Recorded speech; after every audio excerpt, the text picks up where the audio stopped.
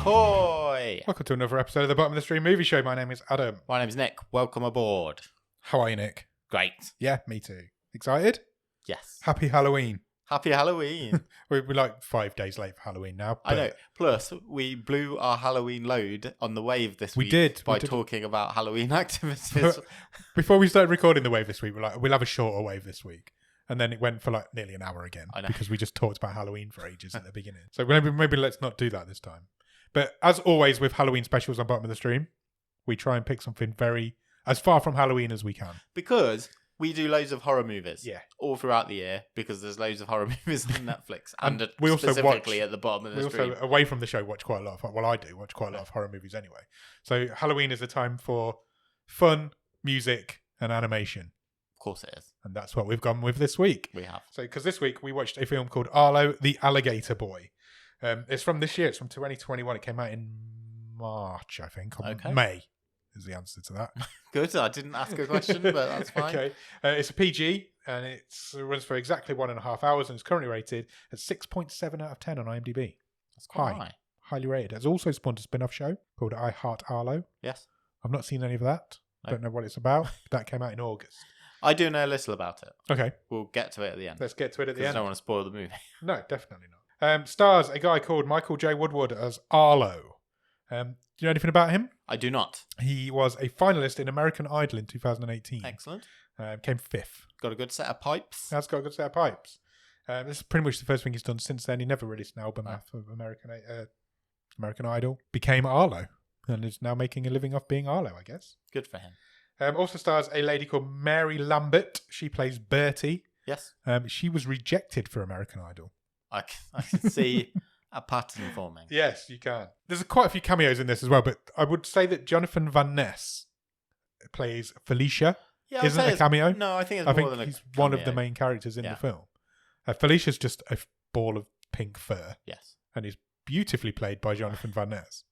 And is like a hair stylist type. Yeah, which is exactly what he does in Queer Eye. Yes. And then Tony Hale plays Teeny Tiny Tony. Yeah.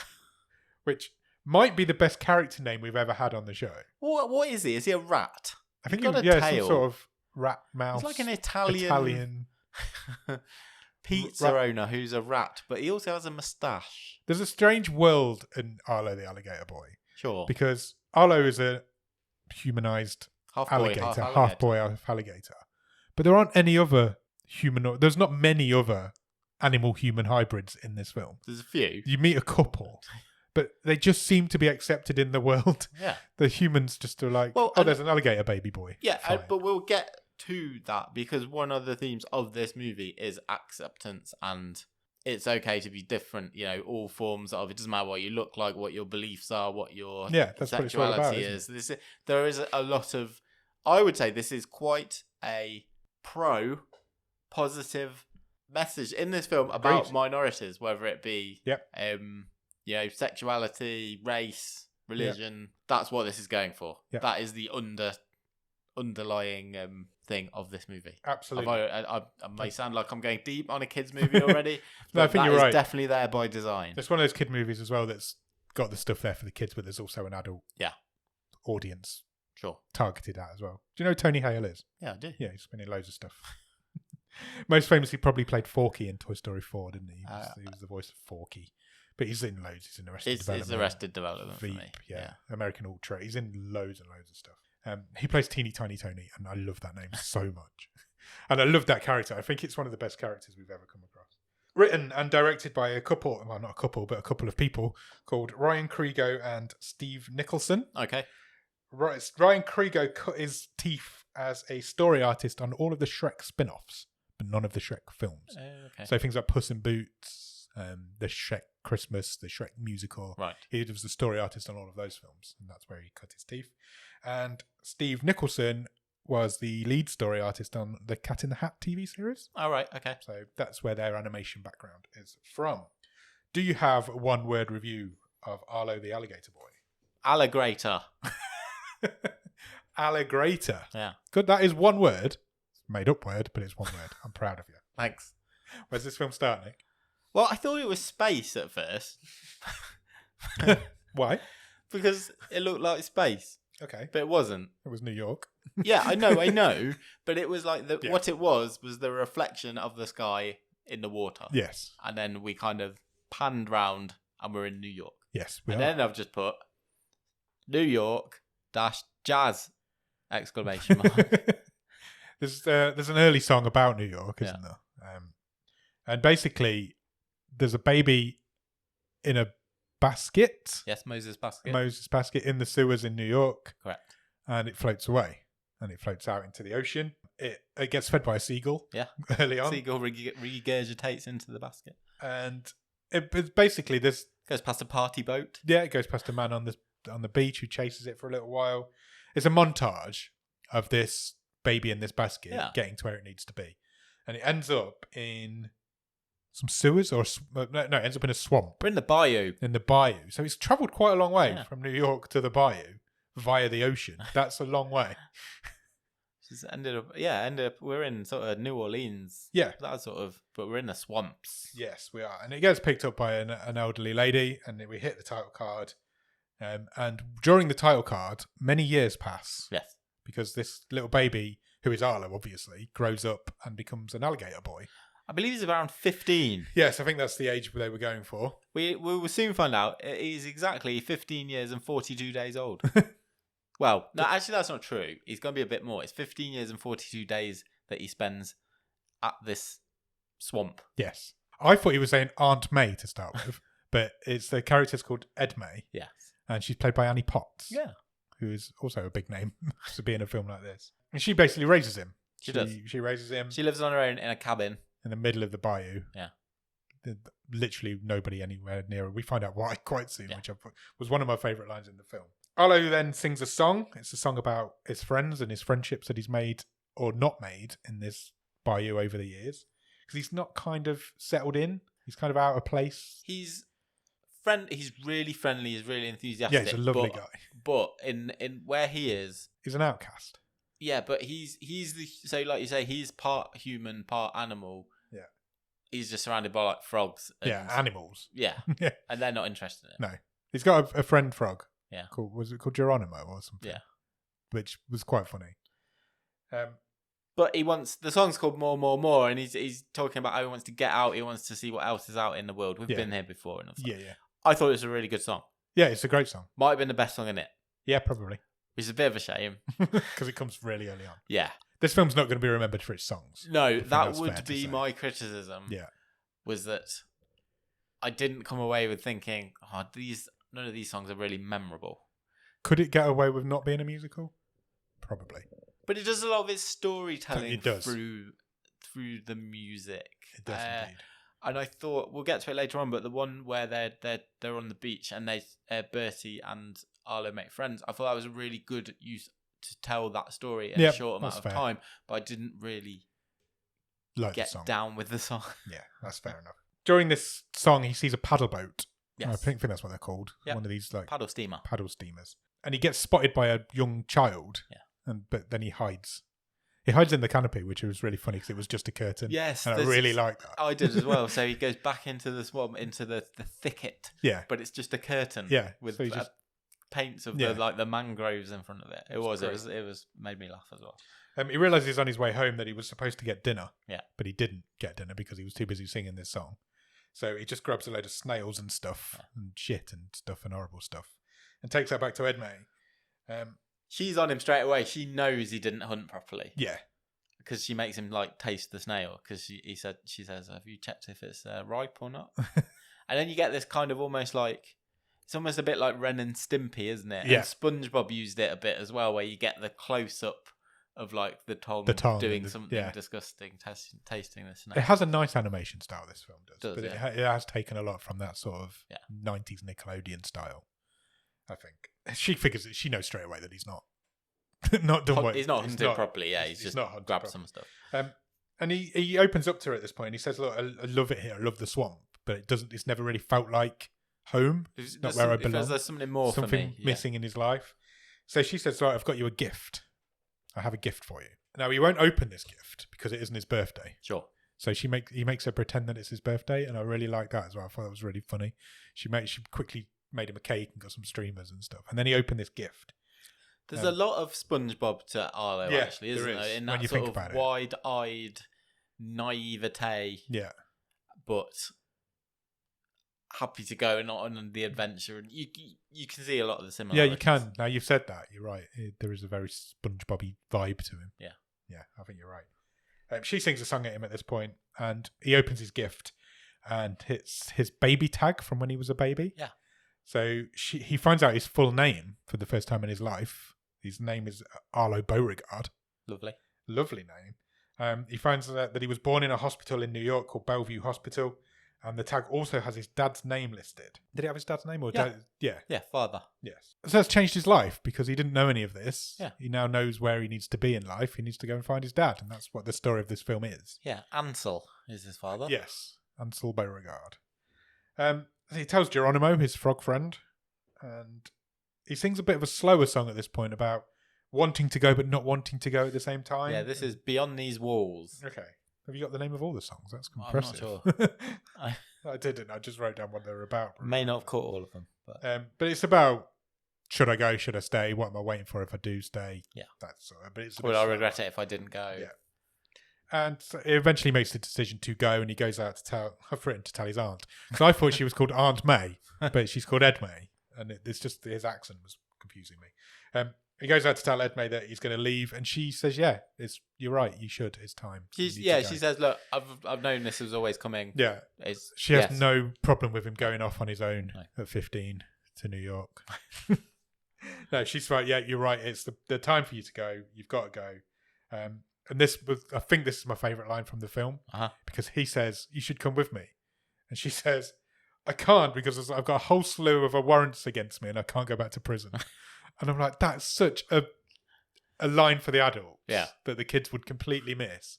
I really enjoyed it. So, and he accepts it straight away. He's like, "Oh yeah, fair enough," and he just goes. So he leaves, and he leaves her there, and he goes over the lake or whatever it is, and he sees this young couple in a car. Yeah, so he's at the next town over, basically. He's gone to the town. Yeah. And he goes to say hello to this young couple because he's naive and he's never met people before. It's that SpongeBob thing again. It's like, hello. Hi, I'm Arlo. I'm a half boy, half alligator. Yeah. He's never met... He says later on this is the first people he's ever met. He's never met people before. And he scares the living shit out of them, as it would. And they give him their car. They run off down the hill. They think they're being robbed or assaulted. By an alligator. And the guy says, "I'd take the car. I don't care." Yeah. So they run off and leave him the car. And obviously he has no idea what to do with a car. And this was also quite funny. Yeah, the Lambert. The Lambert, as he calls it, yeah. And he presses all the buttons to try and figure out what to make it go. Lambert. Yeah. He's pressing all the buttons trying to make it go. And eventually he puts it into neutral. Yeah. Which does make it go. It's on a hill. It makes him go backwards at speed. And he feels like he's driving it. He feels like he's got he's happy. There's obviously chaos in his trail. Yeah. So he's reversing down the hill. He ends up in this town on two wheels, going around a roundabout. Yeah. And he eventually gets thrown off this car and ends up in a sweet shop. Well, he goes through a window and he ends up sliding along the counter of a sweet shop / ice cream factory. Yeah. And ends up with everyone who's sitting at the bar, so all their ice creams end up in his mouth. Yeah. He's never tasted sweet stuff. Sugar before. He's eaten snails. Yeah. So he has a bit of a sugar rush. He does.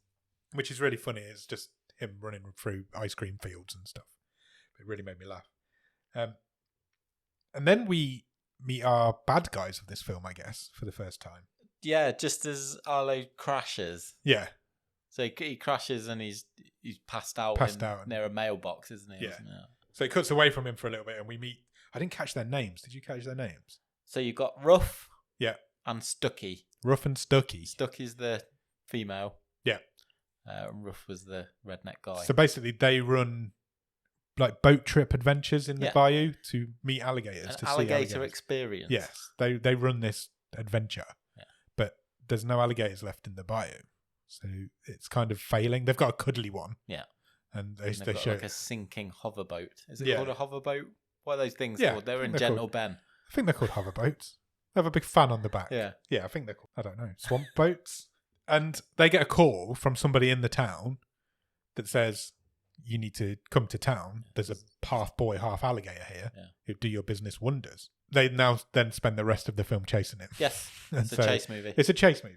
So they head into town, chase him through the town a little bit, and then lose him in a bottom of the stream staple because they lose him in a train yard. Oh, they sure do. First thing I thought as well. Even in animated films, we can't get away from these bottom of the stream tropes that keep appearing. And then I've written here, a giant lady saves him.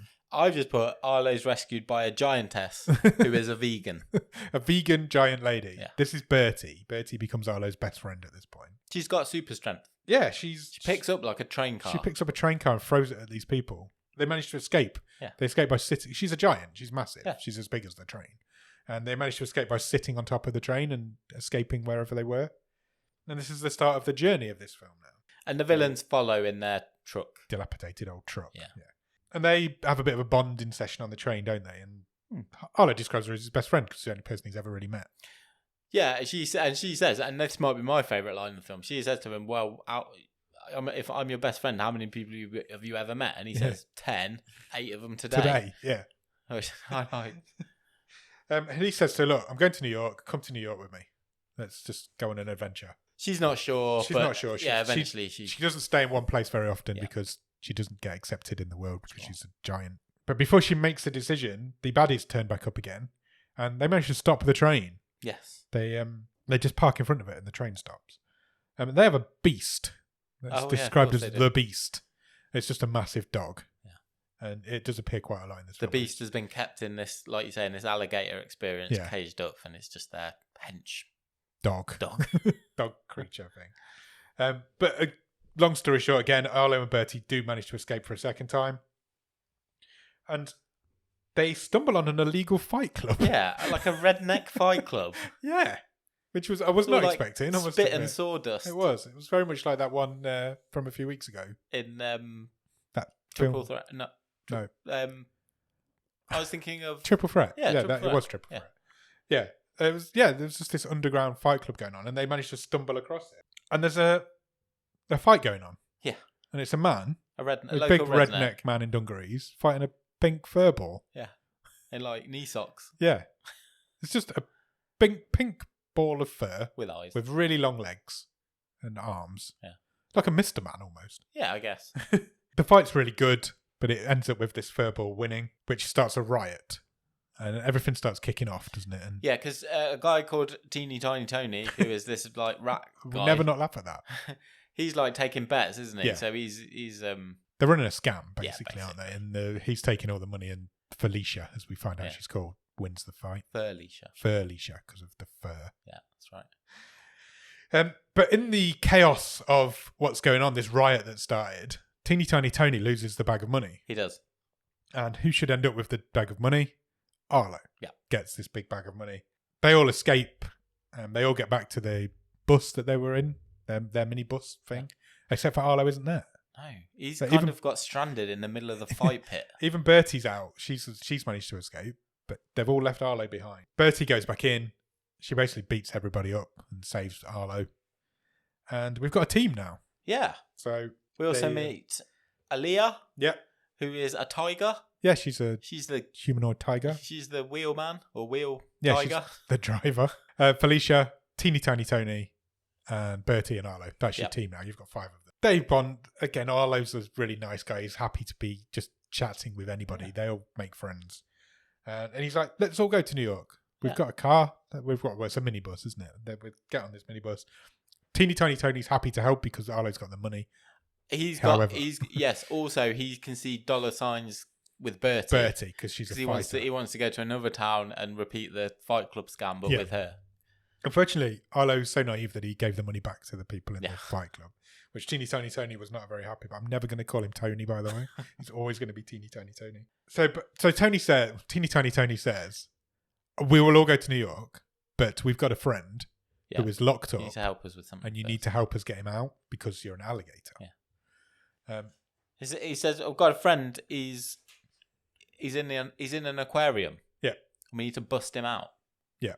I really liked this joke. Go on. Because, it's all set up like we're going to get this big heist. And we're going to go and rescue this guy. Yeah. And then it all happens off screen. It does. And I find it really funny. It was really funny. So basically going to take Arlo to this aquarium so we can bust this guy out of this aquarium and he can join the team. We cut away from that, and while we were away from that, that's what happens. And we cut back to the bad guys, and they've turned up at this fight club now, so they're like a little bit behind. They're interrogating the and they've got locals. one of the locals tied up, and then I think they kill him because the beast drags him off, kicking and screaming, and he's kind of dragging his fingernails across the floor as he goes, and we never see this dude again. It's a bit dark, that. Yeah, it is a bit. I feel like they killed that dude.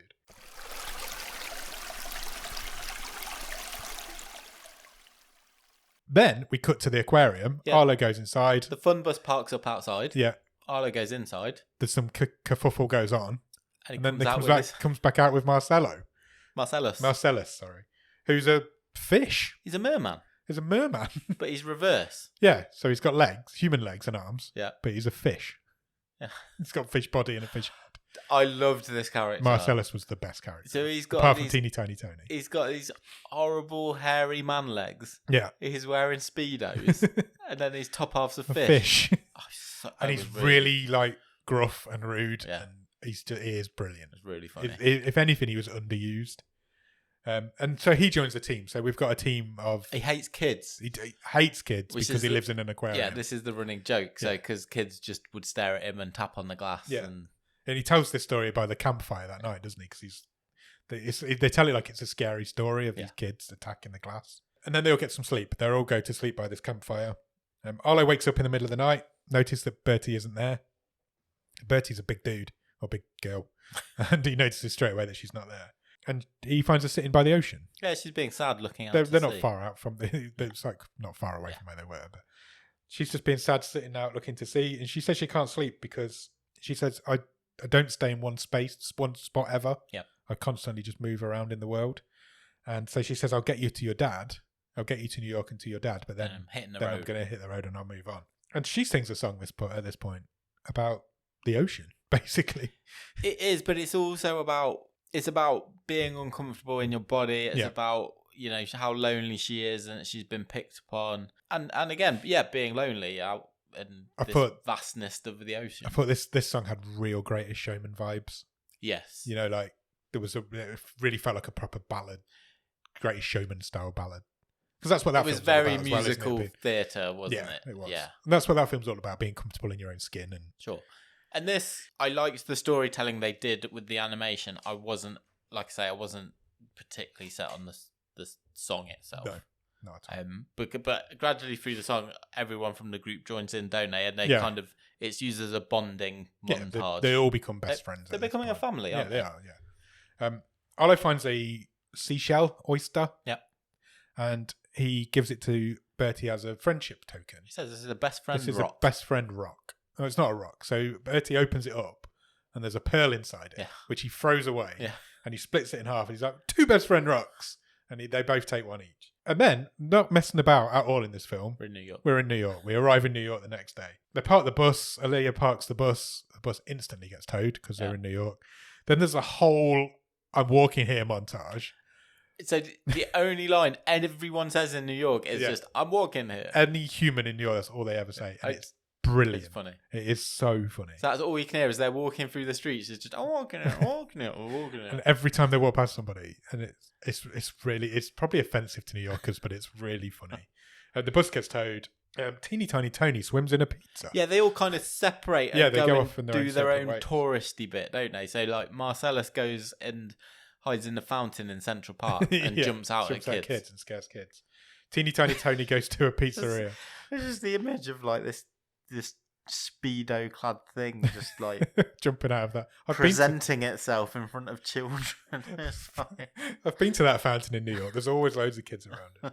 Yeah, Tony goes to a pizza. Felicia goes to get her hair done. Yeah. I've written it's just a mischief montage. They're all getting into trouble just all around New York. It's funny. And then the montage ends with us seeing the 2 bad guys also arriving in New York. Yeah, they're just on the bridge, aren't they, coming into the city? Yeah. And then they all meet back up in Times Square, so they all get back together. And then another bottom of the stream trope arrives in the form of a news report. Well, just before that, they're in Times Square and the group are having a conversation. What? No one told us that New York was big. Yeah. How the hell are we going to find your dad? Yeah. there's loads of people. I think Teeny Tiny Tony says, there's thousands of people here. What are we going to do? Yeah. And then the news report starts because bottom Very of the stream convenient. film wouldn't be the bottom of the stream film without a news report. And it's a news reporter interviewing a businessman, philanthropist, I guess. Architects, yeah. And then his name appears on the screen. Sure. And his name is... Ansel Beauregard. So this is Arlo's dad. Straight away, we found him. Yep. I love films like this. And he's putting in he's investing money in New York, in all the boroughs in New York, and taking rundown areas and doing them up. He's doing some good old gentrification. He is. And he's currently, I was about to announce the fact that he's going to transform a town that's called Seaside by the Seashore, which is a great name for a town.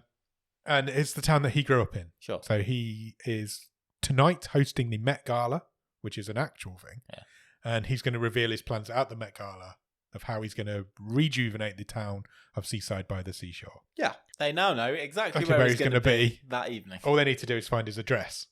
So Teeny Tiny Tony says, I've got some contacts in New York. Yeah.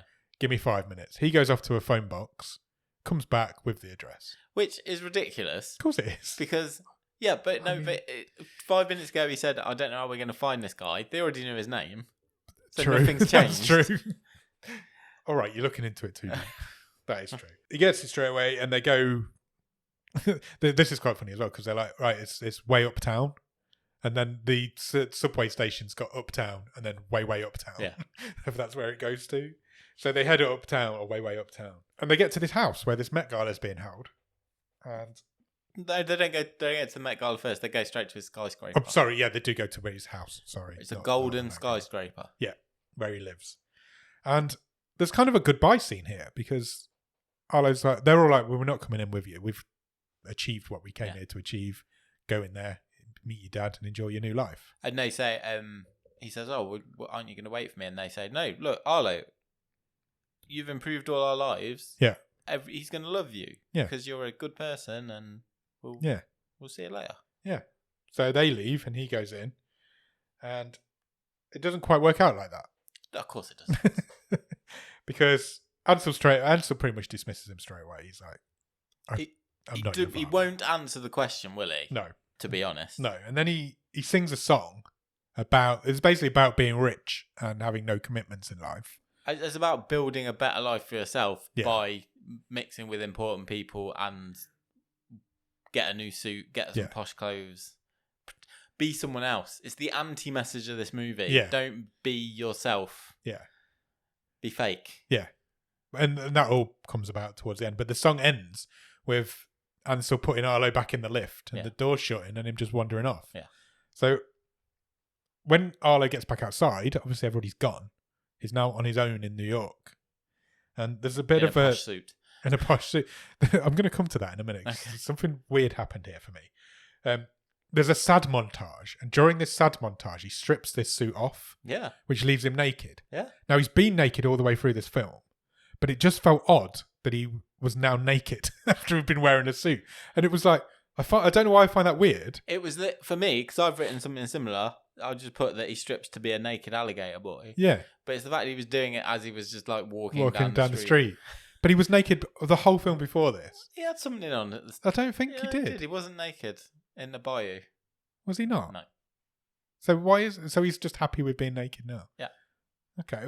It threw me a little bit. I was like, I'm not sure. I'm not sure about that. It seems a bit weird that he's just stripped off in public. But he does. He goes for a swim. Yeah, he winds his way back to Central Park. Yeah, he goes to Central Park, goes for a swim, and he ends up in the sewers where this all began. He doesn't really go for a swim. He just floats, doesn't he? Yeah, and he gets carried to the sewers. And he sings a song. It's about washing the hurt away from him. Yeah. And he wakes up on a beach. He does. And coincidentally... about 10 metres away... are the other people that he's been with the whole time. They don't spot him straight away, though, because Bertie finds his friendship rock. Yeah. Or his little seashell. And that's what leads her to find him. And she finds him. He's really sad that his dad didn't want him. He doesn't really know what to do with his life now. Yeah, he catches the rest of them up on what's happened. Yeah, Bertie tries to help by telling her story, and you get a bit of a backstory on her at this point. They have a hug, and then Marcello pops out of a fridge and just goes, "Get a room, why don't you?" Which again is purely it's an adult joke for the adult people. But he's instantly realizes what he said, and he gets embarrassed by it, and he's like, to share your feelings in, obviously. And it actually made me laugh out loud. It was quite a funny line. And it turns out they're in Seaside by the Seashore. Of course they are. They're in this town that is run down that Ansel's about to do up.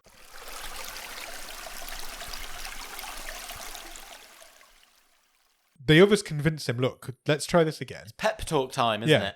Let's try this again. Let's go to this Met Gala that's happening tonight. Yep, we'll come with you. We'll come with you, and we'll convince him. Yeah. We'll talk him around. It'll all be fine. Marcello says, I'm only going if there are no kids there. I'm not going if there's any kids there.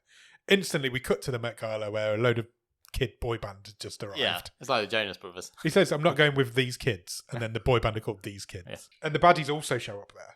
But our gang, Arlo and the guys, they go to the back of the building. They sneak in.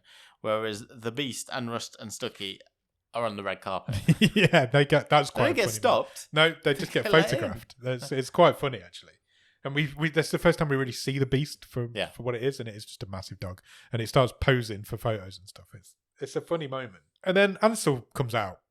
We're in this Met Gala. Yeah, just before that, you get a few establishing sort of shots around. Obviously, people wearing ridiculous costumes, and then I really like this joke. So there's presumably a famous posh person at the bar. Yeah, and she orders a drink. There's a martini glass, and the waiter pours a load of liquid into it, and then he gets a Van Gogh painting and grates it as like the garnish onto this drink, and then the celebrity picks up the drink and then just pours it on the floor. That just really made me laugh.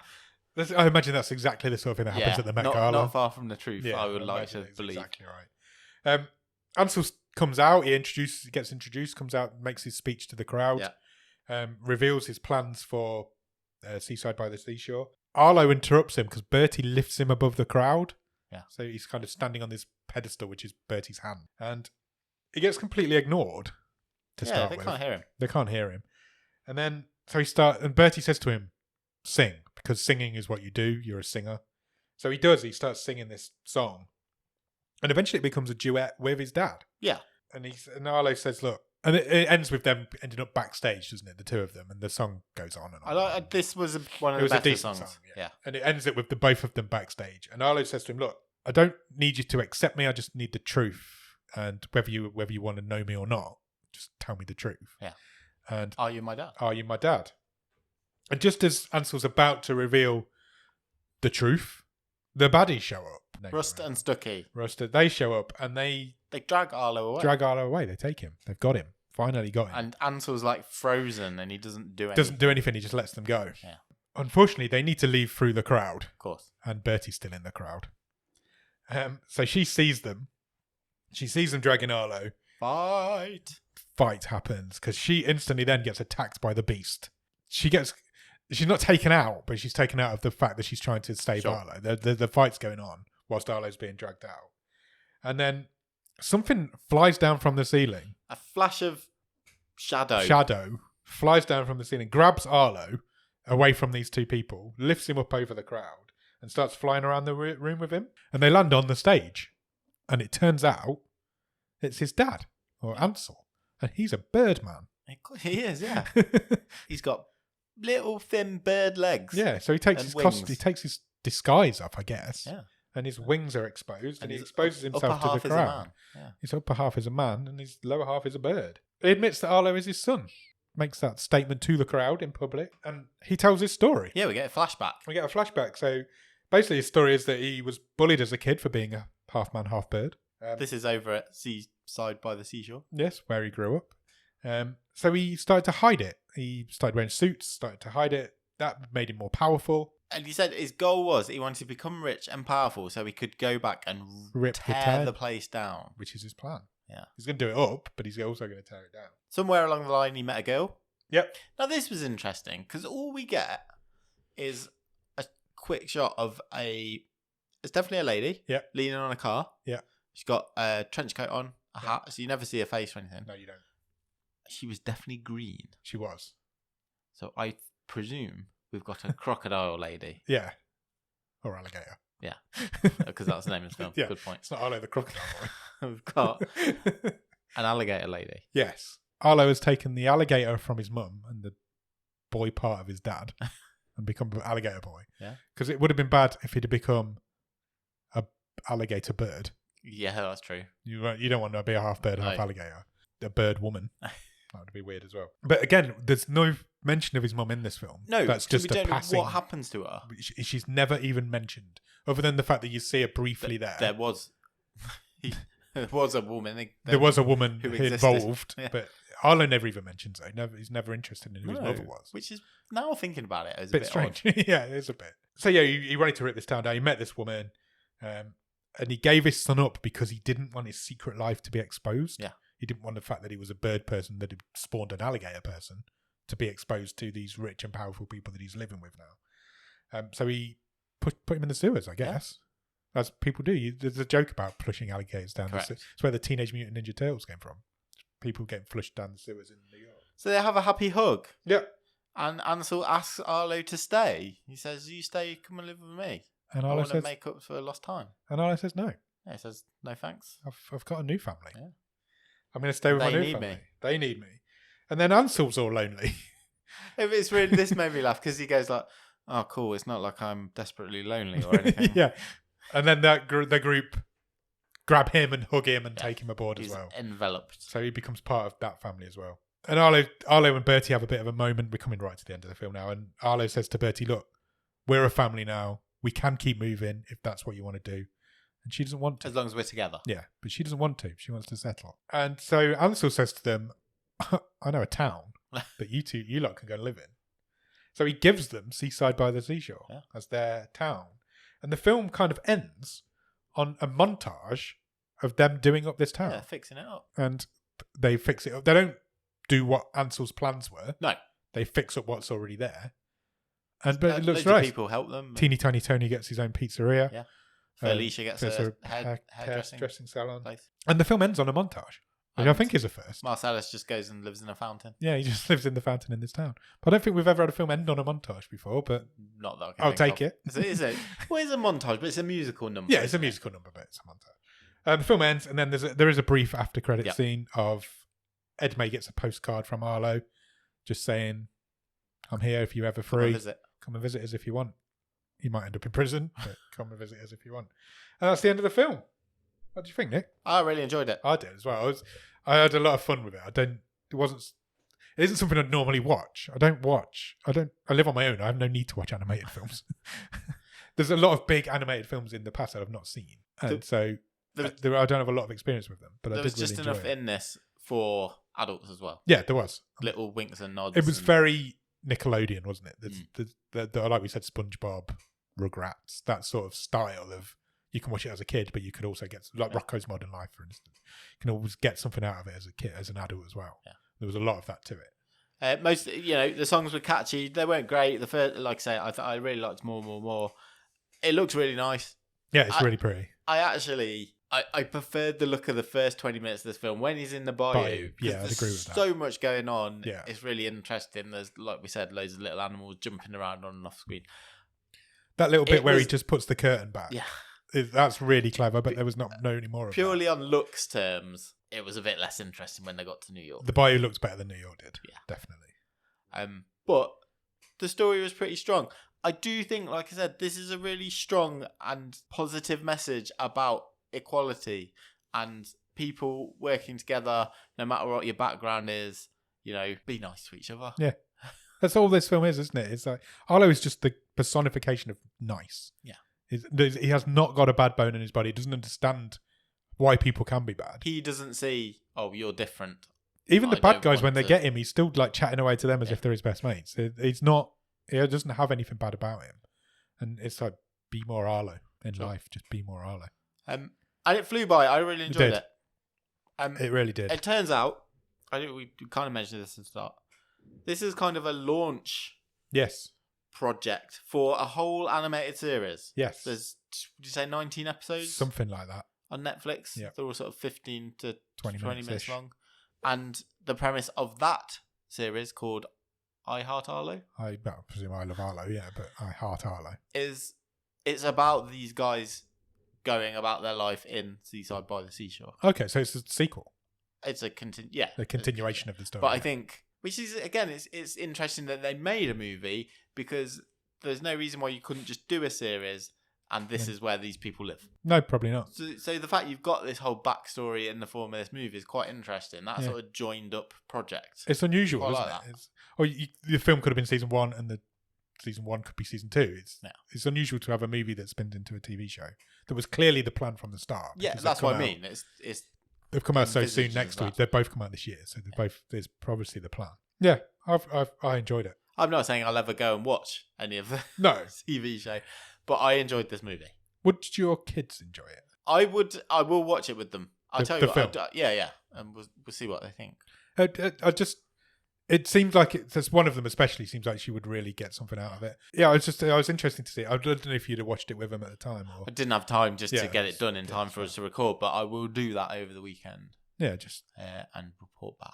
Yeah, it'll be interesting just to see what they think of it. Get a kid's perspective on it. Record it, see what they say. I'll do it. We can have some feedback for. They always seem to appear at Halloween. I don't know why. Next week's wave. The first year they were on at Halloween. What else do we do in this show? Oh, we need to. What was your favourite part of the film? What's your favourite thing about the film? That's the hidden gem. It's Marcellus. The pearl in the oyster. There genuinely is a pearl in the oyster. It is Marcellus. It's 100. It's either Marcellus. Just the look of him just made me chuckle. It is funny. I really enjoyed Teeny Tiny Tony as well. I love that name, and I think that was my favourite thing about it. Because he was a little guy called Tony. They just called him Teeny Tony. And Arlo kept getting it wrong all the time as well. He called him Small Tony a couple of times. Yeah. Called him Tiny Tony a couple of times. It was just really funny. It's just the way that the ridiculous way in which they're representing, like I say, minorities in this movie. It was just effective. All of them were to dress that up in this kid. Yeah, exactly. It really worked for me. And Marcellus, just the look of him, and just it was just funny, like comic relief. Yeah, that when he pops out of that fridge and says "get a room," and then instantly realizes what he said. Like he knows he's in a kids movie. Yeah. He's like, "Shit, I'm in a kids movie." What would you change about it? It feels like a cop out for me to say better songs. Yeah, no, I think you're right. I think that's all it needs. But I didn't feel like there was an earworm in this. No, if there was, it was the first one. Yeah. Yeah, I feel like you're right. I feel like the songs are the only thing that needs improvement about it. I don't know if the TV show's musical or not. I'm not sure. Don't know. When I compare it to... I know we've not done many musicals. We've done one. We've done 2. Have we? Yeah. Have we really? Yeah. What's the other one? Which one are you thinking of? Emo the Musical. Anna and the Apocalypse. Oh, of course. How did I forget that? It's our 3rd musical. That's ridiculous. So when I think about Anna and the Apocalypse, I remember that film was really strong for the first half because the songs were excellent. Yeah. And it was a fun story anyway, but they took it to the next level. Yeah. And then it dropped off. I think I remember saying the same thing about Emo the Musical. I think the songs were what carried that film. Yeah. I think I vaguely remember. It's been a long time. Yeah. Like 2 years ago. For sure. That would be my... Yeah. I don't know how to write a song. No, I don't. I've never done it. So it's not a criticism as such, but that's what I think I wanted a bit more. Yeah, I agree. I think you're right. I think that's the only thing I'd change about it. Yeah. I think everything else is just really well done. But I love the visuals. I love the style. I like the animation style, the character design, like I say, the backgrounds, particularly when they were in the swamp. I thought, what was the aunt's name again? Edme. I thought she was a great character. She wasn't his aunt. She was just Edme. But it sounded, the way Arlo said it, sounded like he was saying Aunt May quite often. And her sort of ramshackle she was great. House in the bayou was just really, I loved the look of that. And I was less taken by Ansel, both in his design and but it reminded me of it's going to sound ridiculous, but he looked and reminded me a little bit of Bird Person from Rick and Morty. Yes. I think that's probably where they got that from. Yeah. But once the reveal came, they wanted you to go, oh, actually, he's got a bit of a beak for a nose. Yeah. But no, I'd recommend it. If you've got kids, just watch this film with them.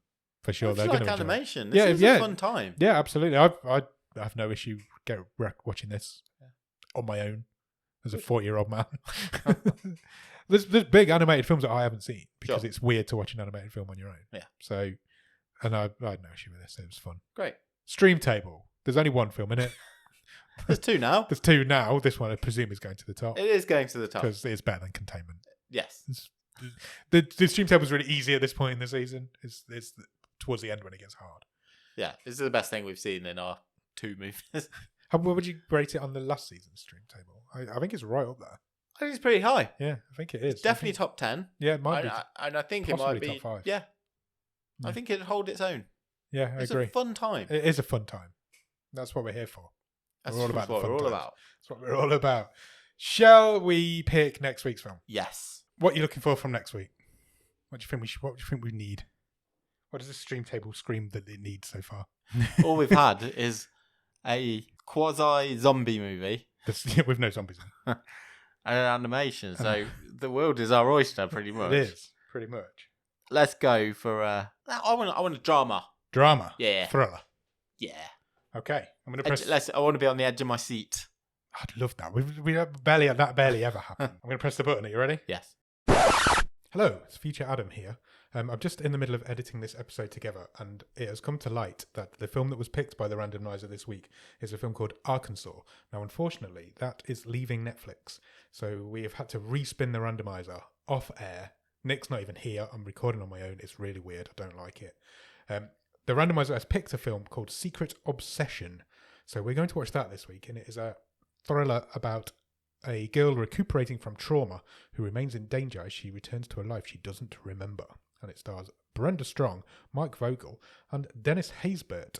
So go out and watch that, and we'll go from there. So what I'm going to do now is edit this bit of clip in, and then it'll all be so seamless you won't even notice what's happened. In the meantime, you can go and check us out on Instagram, Twitter, and Letterboxd at BOTS_podcast. If you want to drop us an email, the email address is bottomofthestream@gmail.com. If you want to go on the website is www.bottomofthestream.com. On there, you'll find every episode we've ever recorded, all 5 season stream tables, loads of other cool stuff, and you can even get some Bottom of the Stream merch if you want a Bottom of the Stream bin bag. So do all that. Check us out on Patreon, patreon.com/Bottom of the Stream. On there, for a couple of quid every month, you will get early access to episodes. You'll get bonus episodes. You will get a newsletter that Nick writes every month. You will get a wild card if you come in at the top level, so you can pick the film that we watch. We're going to be 3 episodes in and nobody's used the wild card yet. That's unusual. I wonder if they've all forgotten they've got them. There's plenty of time. There's plenty of time left. And then finally, come and check us out on Discord.